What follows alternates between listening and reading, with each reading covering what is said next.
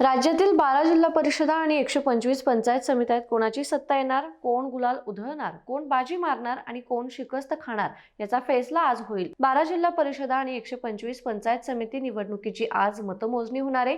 मात्र जिल्हा परिषद आणि पंचायत समितीच्या निवडणुकीआधीच महायुतीच्या 25 जागा बिनविरोध निवडून आल्या आहेत। कोकणात महायुतीच्या तब्बल 27 जागा बिनविरोध जिंकल्यात।